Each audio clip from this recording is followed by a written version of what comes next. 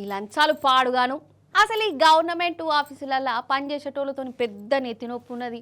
అరే వాళ్ళు పనిచేసేటందుకు సర్కారు జీతం ఇవ్వటే అయినా కానీ జనం దగ్గర పైసలు గుంజుకునుడేంది, లంచం ఇయ్యంది, పని చేయకపోవడేంది.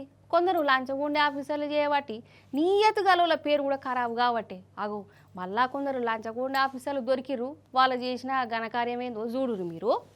ఆహా, రాముడు మంచి బాలుడు, అమాయక చక్రవర్తి చిన్నతమ్ము లెక్కనే ఎట్లా కూసున్నాడో చూడు.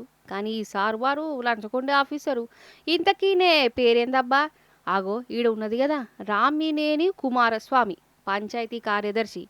ఈ సారు వారు పెద్దపల్లి జిల్లా పొత్తుకపల్లి పంచాయతీ ఆఫీసులో కొలువు చేస్తాడు. పైసలు ఇయ్యంది పని చేయడట. ఒక ఇంటి పర్మిషన్ కోసం అడిగితే 50,000 ముట్ట చెప్పాలి అన్నాడు.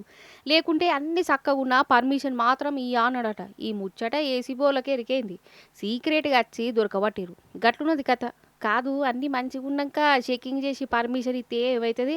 ప్రతిదానికి పైసలు అడుగుడేనా కథ? కానీ కొత్తపల్లి గ్రామ కార్యదర్శి శ్రీ రామినేని కుమారస్వామి గారిని కొత్తపల్లికి సంబంధించిన ఒక వ్యక్తి ఇంటి పర్మిషన్ గురించి అప్లై చేసుకుంటే గత 2 సంవత్సరాల నుంచి అతనికి పర్మిషన్ ఇవ్వకుండా రివర్ట్ చేస్తూ అతని అప్లికేషన్ రిజెక్ట్ చేస్తూ ఉన్నారు.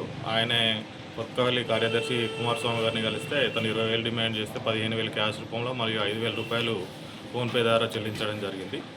అయినా కూడా పర్మిషన్ ఇవ్వకపోవడంతో ఏసీబీని ఆశ్రయిస్తే మేము దాన్ని ఎంక్వైరీ చేసి ఈరోజు ఇతన్ని అరెస్ట్ చేసి రేపు స్పెషల్ కోర్ట్ ఏసీబీ ముందు ప్రొడ్యూస్ చేయడం జరుగుతుందండి. ఇక వీళ్ళిద్దరిని చూడుర్రి, తోడు దొంగలు అంతే. మరి లంచం తీసుకునేటోళ్ళను గట్టనే అనాలే.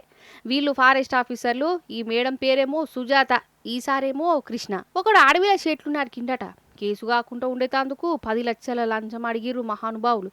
లాస్ట్కు 3.5 లక్షలకు బేరం కుదిరింది. ఏసీబీ వాళ్ళకు ఎరికేంది. నోట్ల కట్టలు తీసుకుంటుంటే దొరకబట్టిరు. ఇప్పుడు దొరికినాక ముఖాలు ఎట్లా పెట్టిర్రు. కాదోళ్ళ అసలు ఈ లంచాలేంది, జీతాలు అత్తలేవో వీళ్ళకు? ఈ నడుమైతే సర్కార్ ఆఫీసులలో లంచగొండ్లు బాగా పెరిగిపోతురు. అటెండర్ కాడికెళ్ళి పెద్ద ఆఫీసర్ దాకా పైసలు తీసుకుంది పని చేస్తలేరట. గీ లంచాలు తీసుకునేదందుకేనా సర్కారు కొలువు చేసేది? ఎంతమంది దొరికినా బుద్ధి మాత్రం అత్తలేదు. ఎందుకు గింతగానో ధైర్యం కావచ్చు?